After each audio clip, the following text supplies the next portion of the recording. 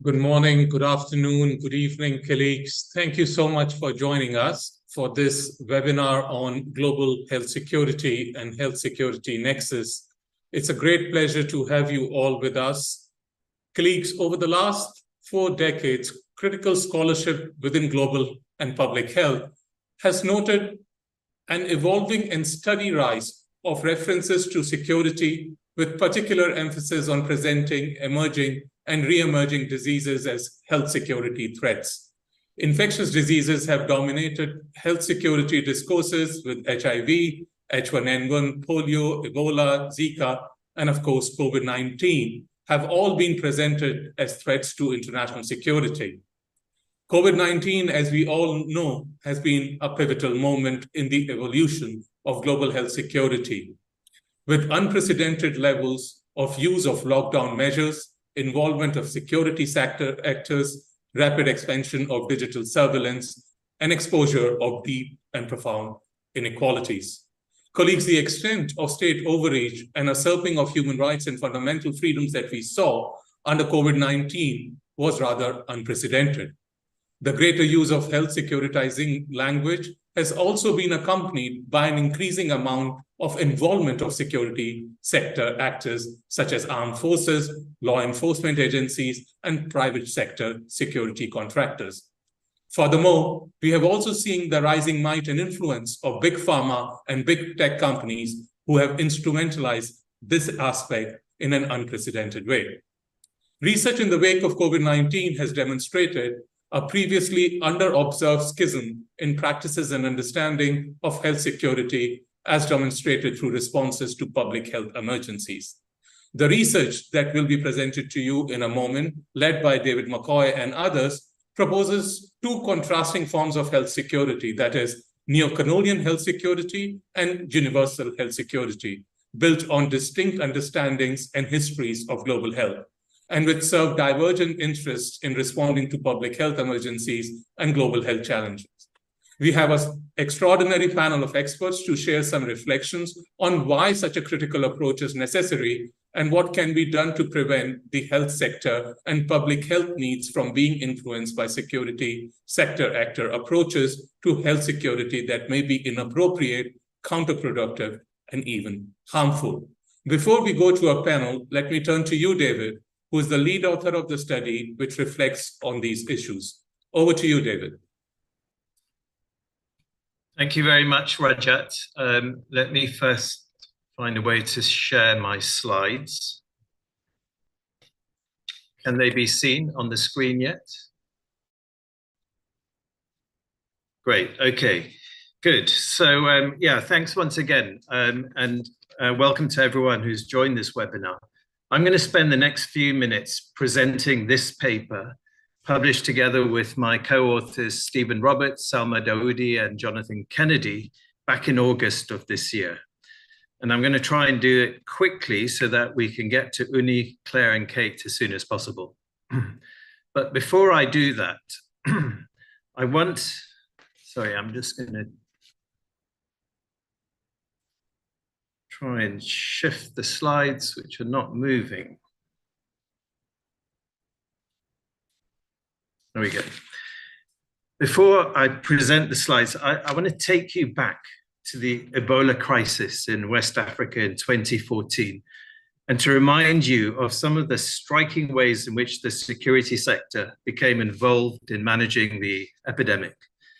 There was, for example, the heavy and ham-fisted involvement of local police and military, often in ways that undermined public health efforts to control transmission of the virus. There was the stirring appeal by Médecins Sans Frontières, the United Nations, imploring member states to deploy civil and military assets to help the struggling humanitarian response. There was the extraordinary echo of empire and colonialism in the sight of French troops in Guinea, American troops in Liberia, and British troops in Sierra Leone. And there was, of course, the first ever UN Health Emergency Mission, UNMIR, and the declaration of Ebola as a threat to international peace and security by the UN Security Council. And it was in fact the Ebola crisis that prompted the first draft of this paper. So yes, it has literally taken 6 years to complete and publish this paper. It was COVID-19, of course, and its unprecedented use of security sector actors to help impose draconian lockdown measures, and also the expansion of all-encompassing and intrusive digital surveillance methods, and the awful inequalities witnessed in the global rollout of vaccines that helped to prompt the finalization of this paper. Now, what this paper does is to cover 4 things. One is a brief history of the evolution of the health security nexus since 1980s, to which Rajat alluded. Secondly, the 2 contrasting forms of global health security that I'll present in a short while, neo-colonial and universal health security. Thirdly, the paper presents a framework to help visualize different ways in which health and security actors and agendas interact. And then finally, a presentation of some of the potential harms and dangers associated with this increasing entanglement between health and security actors and agendas. Now, just a short note to say that when we use the term security sector actors, we're referring typically to agencies responsible for national security, including the executive branches of government, the military, the police, intelligence agencies. At the multilateral level, we're talking about the UN Security Council, organizations like NATO, and then, as Rajat mentioned, private corporations that are part of a military-industrial complex in many countries. Now, I'm not going to say much about the history of the evolving health security nexus since the 1980s, but we'll rather jump straight into this presentation of 2 contrasting forms of global health security. In the paper, we use the term neo-colonial to describe approaches to health security that typically privilege the security and interests of the wealthy and the healthy, while characterizing poor and vulnerable countries and populations as threat sources.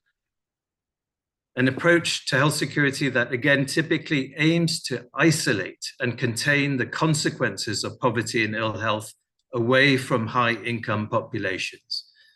In this form of health security, there's a focus on preventing or mitigating future or potential threats, typically by improving infectious disease surveillance systems and by increasing investments in research and development for biosecurity technologies. And this approach to health security is perhaps well illustrated by this one comment from the UN high-level panel on threats, challenges, and change, in which it noted how affluent states can be held hostage to the ability of the poorest states to contain an emerging disease. Now, by contrast, we use universal health security as a term to describe an approach to health security that highlights the threats to health endured by people in under-resourced settings, and that seeks to eradicate the root causes of health insecurity, such as poverty, hunger, and poor access to healthcare, and which are typically or partly caused by historical power asymmetries and neocolonial relationships. In this form of health security, disease may be seen much more as an outcome of insecurity, as much as it is a threat to security. And this approach to health security echoes the concept of human security that was promoted by UNDP in the 1990s, explicitly and specifically to counter the dominant state-centric discourse of national security. Now, in this paper, we argue that dominant global health security discourses tend to gloss over these distinctions, and rather to present health security as a global good that benefits all peoples and countries, or that would argue that even if global health security arrangements privilege wealthy countries and populations, that there will be a trickle-down benefit to low-income states and populations. Now, moving on to the different ways in which health and security agendas and actors may interact. the paper presents 5 different scenarios. I'll have to do this briefly, but essentially in scenario 1, we're talking about a situation in which the health sector receives assistance from the security sector in responding to health needs that don't constitute a health threat. So there's only one red box in scenario 1. And examples of this scenario include the military offering medical services in the context of a humanitarian emergency, or the military providing logistical support for health campaigns or immunization campaigns, as an example. In the second scenario, this is the typical health securitization scenario, whereby the security sector is mobilized and deployed to help address a health threat that is also deemed to be a security threat, as we saw with Ebola and to some extent with COVID. In the third scenario, we have a situation where a security threat is the source of a health threat. An example of this would be the intentional release of biological and chemical agents upon a civilian population, a kind of scenario which has seen increased levels of engagement between the security sector and the health sector. In the fourth scenario, we see increased engagement between the security sector and the health sector in situations where health actors may come under direct attack and require security sector actors to provide protection. We've seen examples of this in North Pakistan, where immunization healthcare workers have required protection. And of course, in the case of armed conflict, where healthcare facilities have come under direct attack. In the final fifth scenario, we see the security sector mobilizing the health sector to perform a security sector function where there is no health need or no health threat. So once again, in this scenario, there's only one red box. Examples of this include health workers being used to collect data and intelligence for the security sector. And here we see a scenario in which the health sector is used to expand the capacity of the security sector, unlike in the first 4 scenarios, where we're looking at situations where the security sector may be deployed to expand the capacity of the health sector.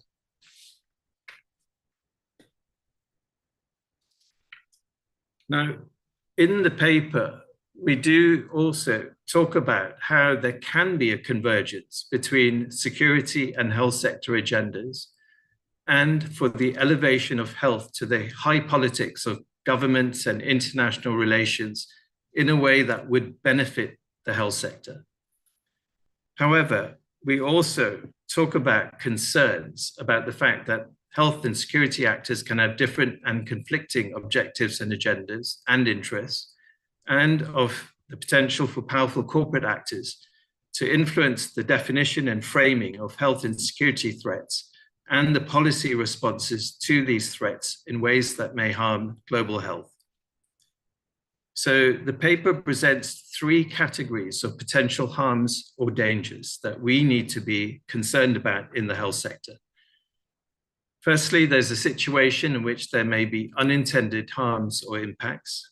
For example, the security sector actors unintentionally undermining health programs or delivery through being inadequately equipped or skilled, or by inadvertently creating mistrust or excessive fear or panic, and thereby provoking civilian resistance to public health measures. And we saw that in West Africa with Ebola. The second situation, we see the potential for the erosion of health sector values and norms, caused by security sector values and norms that may stress coercive state control in ways that overwhelm those public health values that emphasize equity and human rights, or that may reinforce neo-colonial approaches to global health security. And then finally, in the third situation, we see the potential for the health sector to be actively misused or abused. For example, health workers being co-opted to gather data and intelligence for questionable reasons, and for health sector programs and budgets to be bent in such a way as to create opportunities for profiteering and wealth accumulation. So that's it for me, Rajat. Thank you very much for listening, and back to you. Thank you very much for that, David. And I have to say, while the paper, as you said, has taken about 6 years in the making, it has a very different context within which we are having this conversation, both within the rise of artificial intelligence and its use in healthcare, the raging armed conflict in occupied Palestinian territories, and the conversations around climate change and resulting health harms. It is my pleasure to welcome our panelists for the conversation now. And let me begin with you, Claire, who have studied the securitization of health over the recent past and have been involved in various post-pandemic negotiations about the future of pandemic preparedness. Claire, how would you characterize the evolving nexus between health and security agendas since COVID-19? Thank you, Rajat, and thank you, David, and thank you for having me here, this morning here in London. I thank you, and this paper is a really excellent paper, and I really commend you for all the effort and time that you've put into it, and I know that you say it's taken many years. I think what's interesting when I read your paper, and when I was reflecting on it yesterday, was that these two types of security that you described, right? This kind of neo-colonial security and then this universal health security. But actually, when we come to look at the current state of health security post-COVID, and as Rajat asked me to talk about the kind of current state of post-pandemic governance negotiations, we really see this clash occurring, right? Between the kind of high-income countries that are pushing a particular agenda, highly focused on kind of technoscience solutions and surveillance and making sure they know about outbreaks more than anyone else, calling it global health security, but really it's not global at all, as you highlight. And then the second part of what you're talking about, universal health security, right? And this kind of tension of how can we make sure that the most vulnerable, the most in need, and are able to feel secure in their lives and livelihoods. And this isn't new, right? This is something that the health security literature has been talking about for a long time. But I think the issue is that we all thought that maybe the pandemic would be the catalyst that would change things, right? The people would wake up and say, look, we've had a global pandemic, we need a global solution, and we can't keep thinking in this way. But unfortunately, that's not really at all what's happening, right? I think what we're seeing in these negotiations currently is the perpetuity of the neo-colonial securitized approach, right? The focus on the very technical tools and that are rooted in an approach to understanding security from a neo-colonial perspective. And yes, there's a lot of chat about equity, vaccine solidarity, all the kind of cosmopolitan norms that we see more closely aligned with how you describe universal health security, but they don't seem to be shifting the dial. And I think that is the biggest point here. And I would probably push you on one further aspect, which I think would really maybe help some of the thinking that you put forward in this paper, which is that another way of thinking about these three levels of security is through a kind of global health security and national health security and individual health security.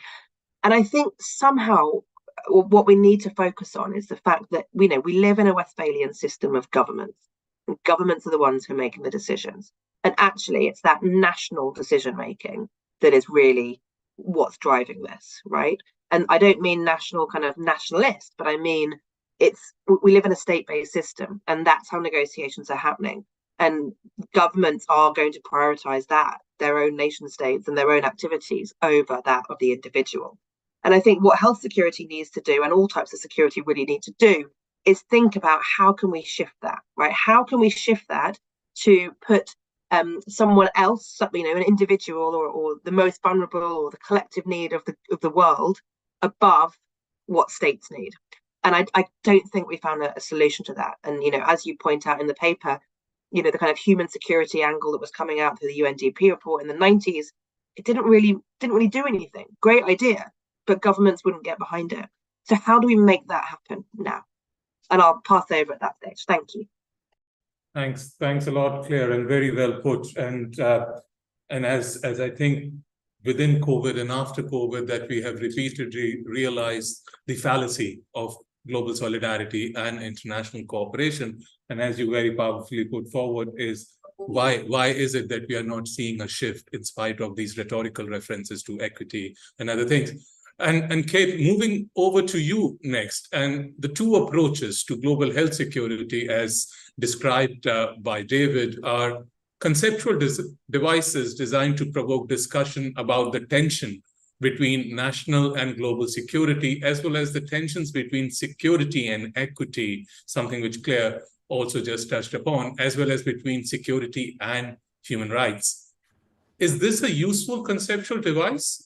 And how do you see the current post-pandemic negotiations playing out with respect to these tensions? Over to you, Kate. Thank you, dear Rajat, and congratulations, David, on it, and your colleagues for a great paper, as has been said. From my standpoint, it's a very welcome and much needed analytical key that helps unlock and surface the complex dynamics that are shaping global health security today. And incidentally, but actually quite crucially, helps us make greater sense too of the negotiations in play towards an international pandemic instrument. I think what David is reminding us is that as paradigms, as ethics, as sectors, as political economies, as public discourse, as actors of power and influence, health and security are not equals.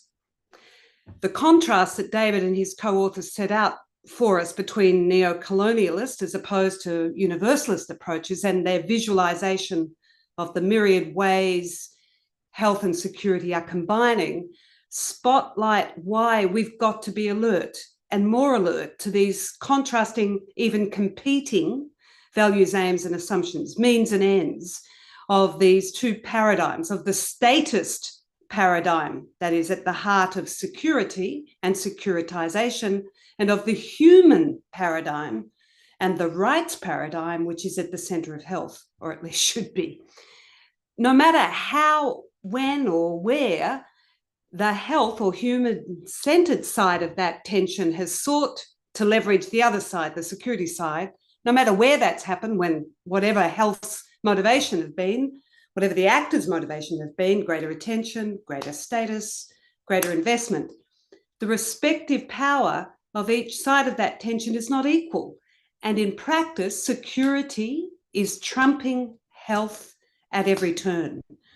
And I would say that's most notably so under cloud of this century's unending war on terror, a more than 20-year-long colonialist and neo-colonialist assault on the very liberties and freedoms that if otherwise embedded in populations, specifically through free and unimpeded civil society action, those very liberties and freedoms that would provide the resilience and capabilities needed to respond effectively and immediately to health threats from ground level up rather than top level down, those freedoms and liberties are under assault. Particularly since 9/11, powerful states have taken the international community to a place where securitization is center stage, expansively and intensively, and it's infecting and distorting a veritable theme park of issues and bringing with it erosion of norms, values, erosion even of science, of evidence, of fact, on all of which global health depends, and along the way, co-opting health actors into the work of security, and on the one hand, and expanding security actors, including private actors, access and influence in domains previously not open to them. It's big pharma meets big tech, meets big borders, meets big guns. Those dynamics are also dogging the pandemic instrument negotiations. It's security versus health. It's security versus equity. It's security in opposition to universal benefit.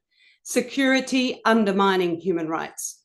And it's apparent in a number of ways. Core human rights standards, the right to health, the right to benefit from science progress, have not been locked in. Mechanisms for cooperation grounded in international law and human rights obligations have not been provided for, and protections against human rights violations in emergencies have not been guaranteed, and neither has the public accountability of powerful actors been emphasised.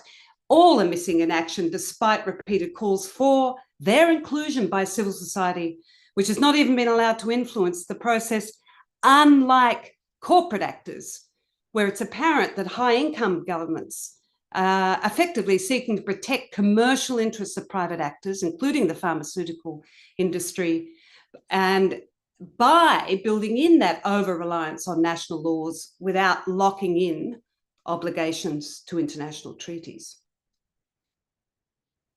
Thanks for that, Kate. Very powerful remarks. And indeed, as you put it, health and security are not equal and always presented in a versus phenomena whereby securitization is at the center. And somebody who has lived and worked at that center of the Nexus is you, Uni. And considering the contested nature of health security, if I can come to you next, how can we navigate the challenges and foster the collaboration amongst the diverse actors with different needs and priorities in the global health arena? Over to you. Thank you. Thank you, Roger. Thank you, David, for the invitation. Happy to join this, I think, important and timely sort of discussion on, especially with what is going on right now in the Middle East. And I'll come to that a bit later. But Kate, you sort of really said what I wanted to say about securitization, but also about the where we are in the pandemic treaty discussions. And I've always believed this whole pandemic treaty thing was a really good switch and bait tactic. It's the same countries that opposed the TRIPS waiver that were championing the pandemic treaty discussions, and none of the issues that were, were contested points in TRIPS waiver, none of them have been addressed in any meaningful way in the pandemic treaty negotiations.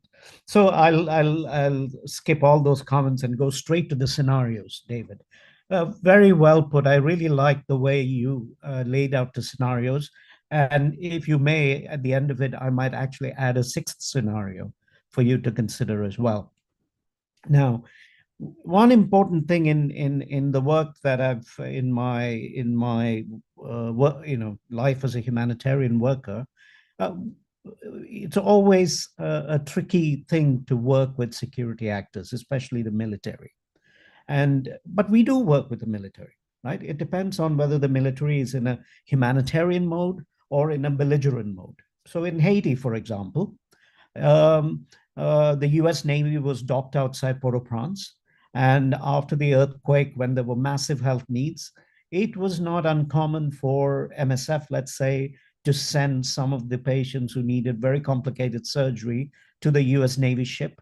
And they would then carry out the surgery because they had the capacity. And that sort of collaboration existed, right? In this part of the world, in South Asia and Southeast Asia, military are now first responders in times of natural disasters. And they often do a pretty good job in meeting immediate healthcare needs. In many instances in the past years, MSF, for instance, by the time they've gotten there, they've realized there are very little healthcare needs for them to respond to. Usually they'll do some work around mental health, hand over all of the supplies, medicine, which is also important work.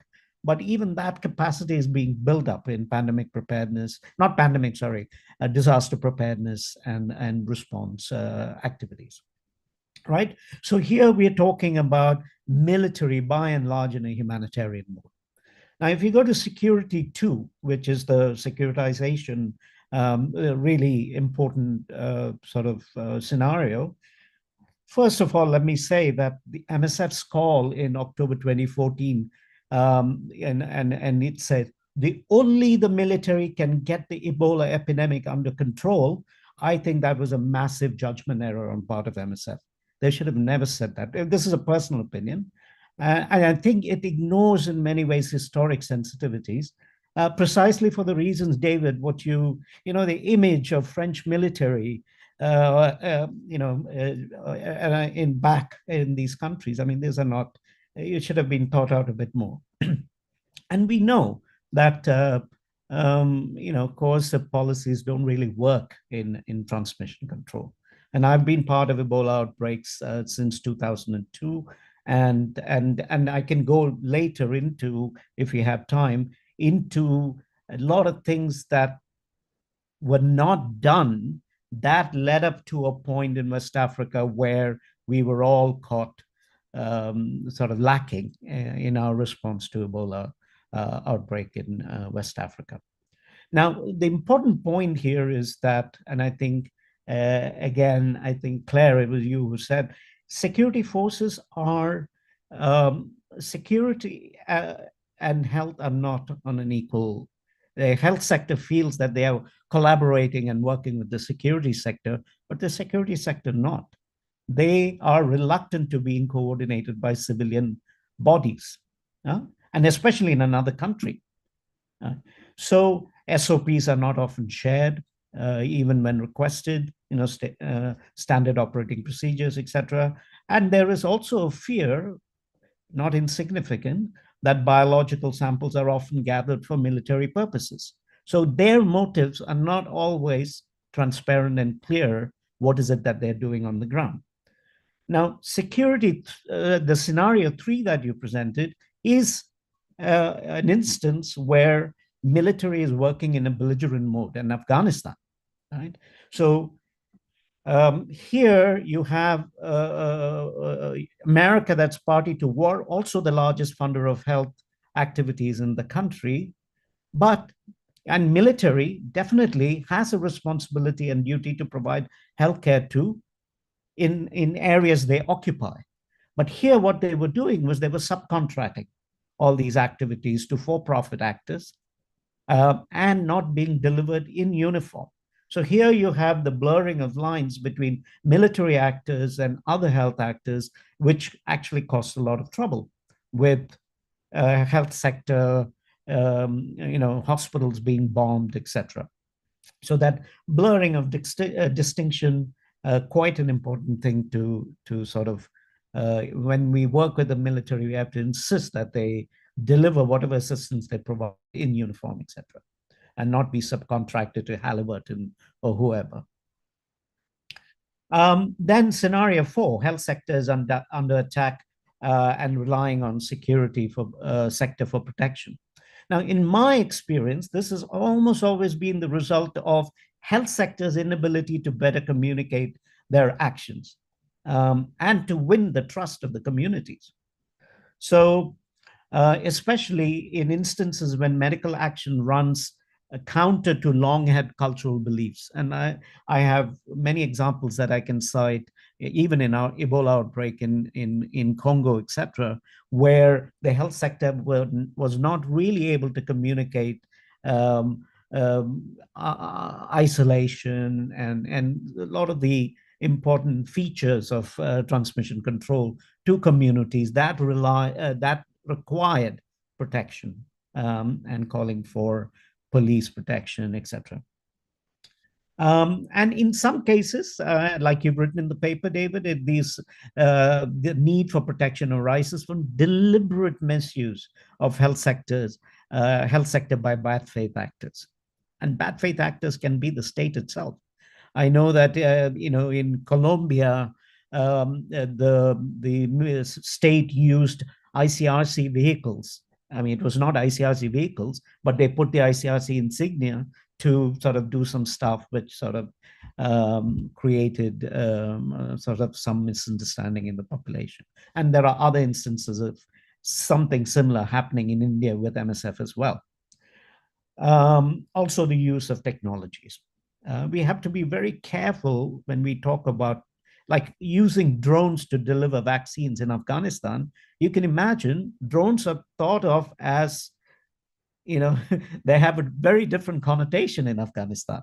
They're used to drones dropping bombs, not vaccines, right? So even technology, we really need to think through how we're going to deploy it. Now, scenario 5, I just want to talk about Colombia. Many years ago, it was required that health actors report all cases of leishmaniasis to Colombian military, because campesinos who sort of got visceral leishmaniasis, also known as guerrilla disease, were automatically thought of being guerrilla members. And that was a way to use the supply of leishmaniasis medicines for a security purpose. So it was not a health need that dictated, but it was a security purpose that guided really oppressive, restrictive regulations. Now that brings me to where we are now and a proposal for a scenario 6, where security actors view the health sector itself as a security threat, right? A source of resistance in many cases, and seeks the destruction of the sector, including services, facilities, and personnel. And we've seen that in Syria. We are seeing that now in Gaza as well, right? Because these health facilities are protected as safe spaces. But of course, that protection is no longer, you cannot rely on that protection anymore. And what you see is states operating with impunity, right? Consider that 4 out of 5 Security Council members have been part of such coalitions that have bombed health facilities in the last, I don't know how many years. So here we are in a situation where we also need to consider where not just where security sector and health sectors have convergent sort of missions, but also when they have divergent missions, right? So I'll stop here and sort of time for discussion.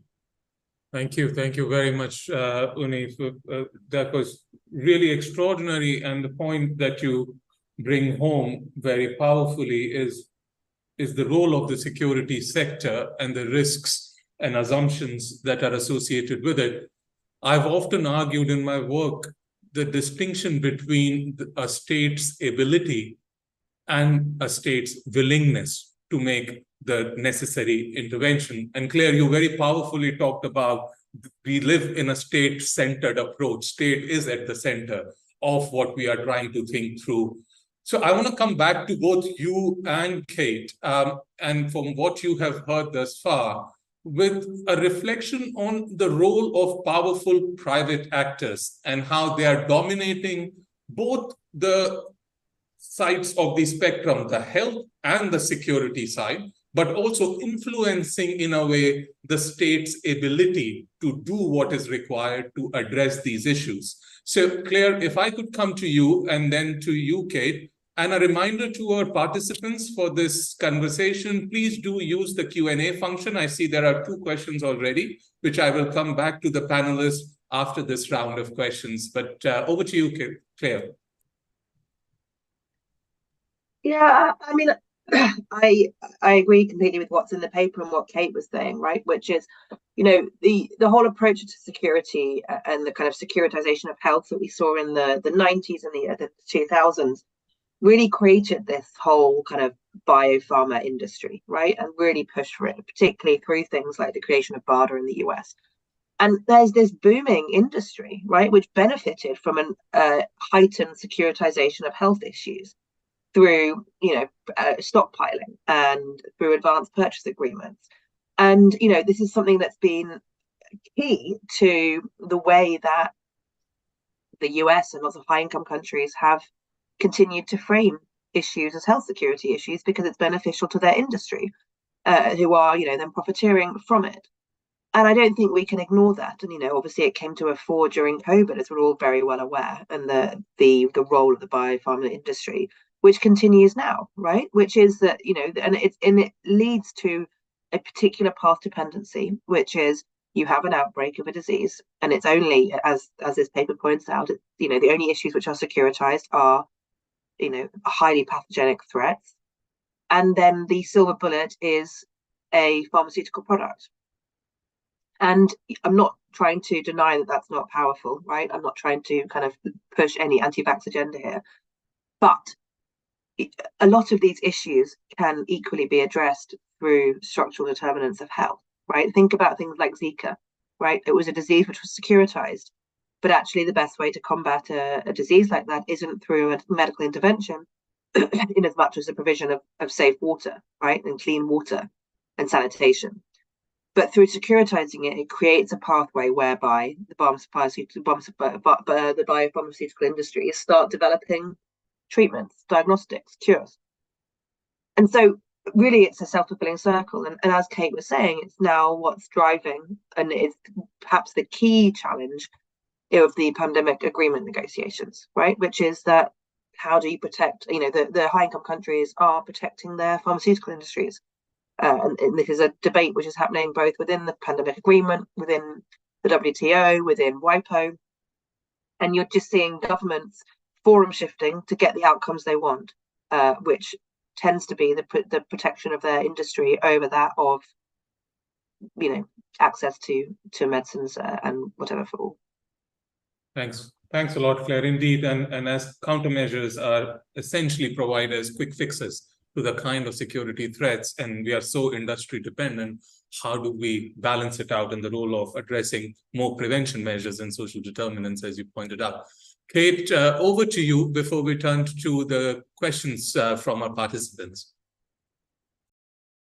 Thank you, Rajat. And I suppose I just wanted to add, having really already learned a lot and deeply appreciated the interventions thus far, is to say, look, at the heart of this is security for whom? Health for whom? And this has to be the probing point. We cannot allow a global good of public health to be sectarianized via commercial interests and the security of the powerful against the relatively powerless. We can't allow a sort of a fortress global north mentality to drive this global health agenda. And yet, what I think we've seen, particularly through COVID-19, is exactly how vulnerable we are to that being the reality. We saw it in vaccine nationalism. We saw it in the refusal to share and make a common good of the vaccine recipe, if you like. We saw it in the way vaccines were hoarded and released only at their use-by date.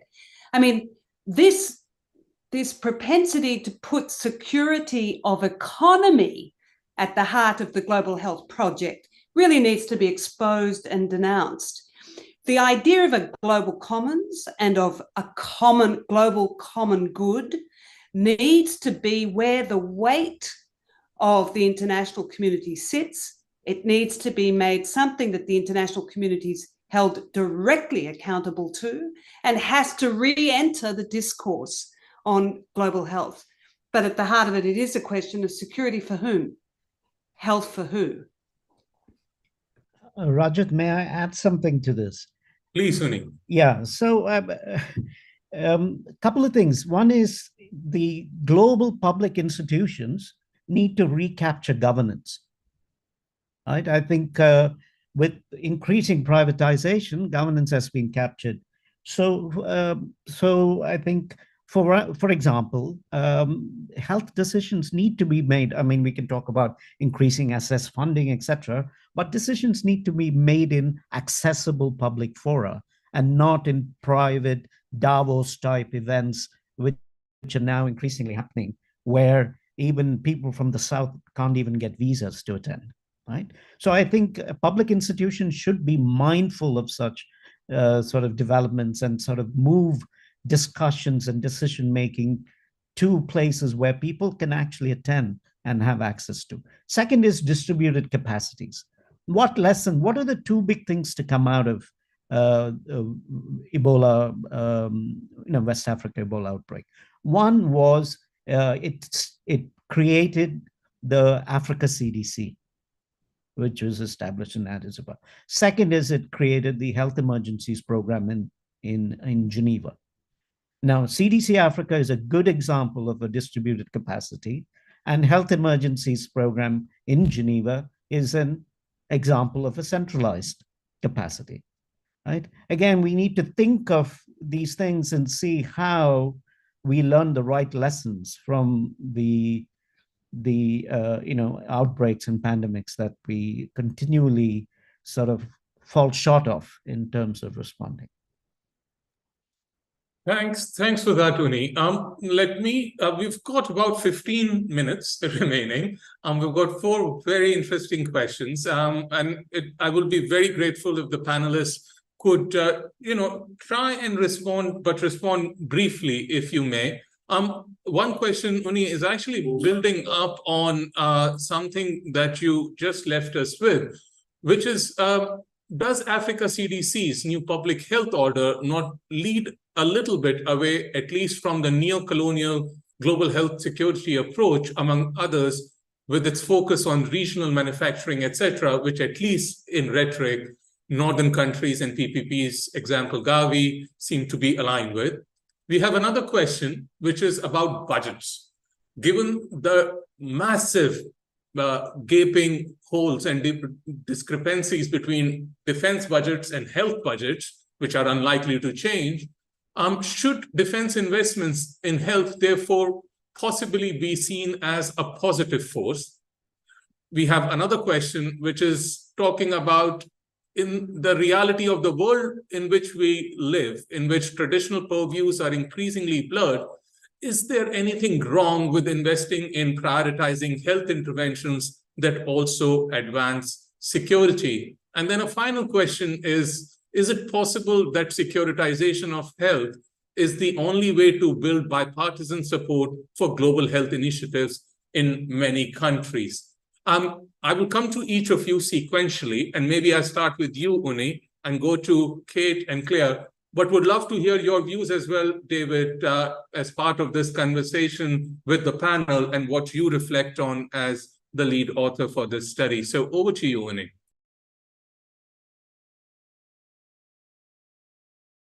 You're on mute, Uni. Sorry, Africa CDC. I think they have sort of become a force to reckon with in the continent. And I think they're doing, in spite of small hiccups here and there, they're doing a really good job.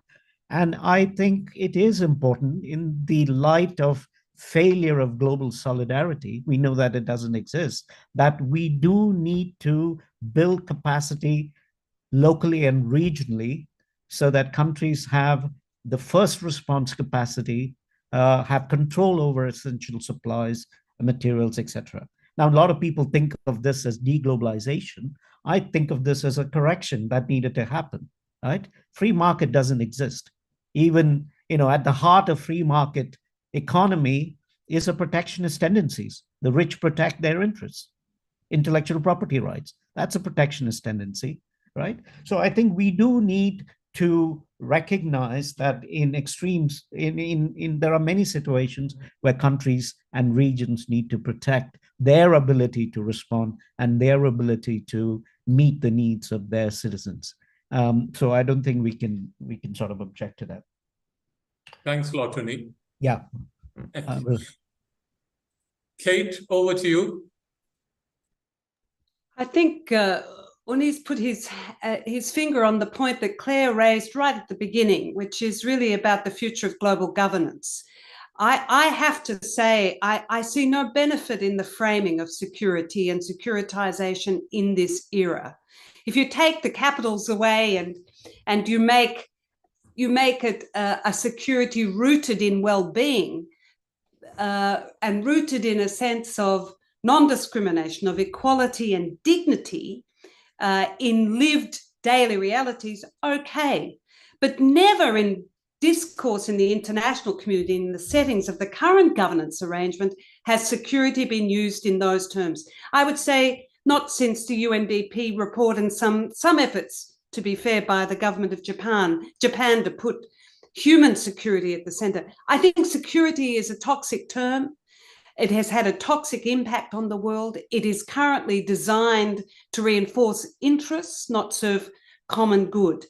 And we can't be tempted into, which I think the health sector has already been made complicit with, we can't continue to be tempted into trying to leverage the political popularity of the security frame to serve health interests. for me, I would much rather we were talking as and seeing as much attention being given to the future interplay between health and climate collapse, between global health interests and loss of biodiversity, between global health and the future of a planet that is warming, drying up, and becoming, in weather terms, tempestuous. That is the actual story of the future insecurity for the health of populations. And there is no policing answer to that. The only answer will be to come back to a global commons approach, to shared responsibility, to fair and equal benefit for all under global interventions through good global governance. Thanks much, Kate. Claire, over to you. Thanks. I think this question about the sort of regionalization and the comment about Africa CDC is really interesting. And I think it's kind of where a lot of research should be going. And I think it's currently under research. And I think that's a big gap. Because I think what we're seeing, and I think partly as a consequence of the continued securitization and the current and the interference of high-income governments and the private sector, is this kind of move away from multilateralism and multilateral approaches to regional approaches which fit the needs of those governments more. But I don't think we should be naive that these aren't rooted in global health security approaches, right? I mean, the Africa CDC is modeled on the US CDC, which is focused on surveillance as the main and technical expertise as the main tool of gathering data, right? Which already has fundamental principles underlying it of a securitized response, right? And so I think we need to be careful about how then that plays out. And also, let's not forget the funders of Africa CDC and how they might be influencing, what's of interest and what's of value to a Centre for Disease Control. And, I think it's called a Centre for Disease Control. If that's not a securitized institution, then what is? But I think, and this kind of goes to the last question of like, well, why, we can all on this call, I'm sure, recognize the flaws of a securitized response to health, right? And securitizing health. And, the paper talks a lot about all the different tensions with that, and others have been raised this morning. But it perpetuates, right? And it perpetuates because it's attractive to politicians, right? Particularly in a kind of, the perpetuity of kind of 9/11 and the security agenda that we see in all these other issues. It's politically astute. It's good for all sides of the aisle. And even with its discontents, right? And I think, I was talking to some US diplomats the other day who basically said, look, we know health security is wrong, but what's the alternative, right? Like, what's the alternative that we're going to get political support for, to get funding for? And so we're kind of in this catch-22 that we know it's flawed and we know it privileges perhaps the wrong things, but it's what can get passed. And so, we're in this kind of complete vicious circle. And so I think we need to think about how to break that cycle. And particularly because it's not just high-income countries. I think if you look now across global health institutions, multilateral institutions, the language of security is fully institutionalized. And whether those institutions recognize the inherent challenges and tensions within security, I think is also a question to ask. Because I think for many people, it's just a synonym for pandemic preparedness, right? And I don't necessarily know whether that kind of more critical consideration is given when the language is being used, because otherwise we're never going to be able to end the use of it if we're not being more reflective and pushing public health actors to be more reflective on the terms and the implications that these have. Thanks much, Claire. Somebody recently remarked to me that if you want to understand the dark side of international cooperation in health, you should look at the security and health conversation. And while we will not cooperate on vaccine and sharing of technology, we will collaborate on these issues, because that's where the power lies. David, brief reflections for you before we turn to some final remarks from our esteemed panelists. It's unfortunately coming down to now speed dating mode, so we'll have to be very brief with each other. David. Yeah, no, well, firstly, thank you for an amazing set of comments, panelists, brilliant. I very much agree with you, Kate, about the fact that I think we made a mistake in being seduced by securitization. And there were, I remember immediately after Ebola, many health actors who were feeling quite positive about this increased interaction with the security sector and with the security discourse without being critical enough. I think we were guilty of being naive. On the issue of climate collapse, I mean, you're right in the sense that, you know, we live on a single planet and we need to be thinking about security as a species and, you know, across all countries. But equally, we can see a securitized approach to climate collapse with, you know, as you talked about, big borders and the way in which we're going to be responding to migrants and refugees from climate collapse. So there is, I think, a need for the health community to kind of really explicitly push back on the discourse, but also on the politics of this entanglement between the health sector and the security sector. I think the commercial and the corporate dimension is, again, a little bit underplayed in much of the discourse. The corporate sector, I think, has a much greater influence over policy than we are acknowledging. And it's also creating this notion of a techno-optimism in the belief that, you know, this jargon about no one can be safe without everyone being safe. Well, the technologists are basically selling the idea that you can be safe in your fortress with technologies, and we can create technologies to, you know, to compartmentalize the risk threats in the poorer segments of the world and the population. So this, I think we need to be looking much more critically at how technology interacts with politics and governance. And then coming back to the really fundamental issue of, you know, how do we change all of this in the given situation of vast inequalities, not just in terms of wealth, but in terms of political power.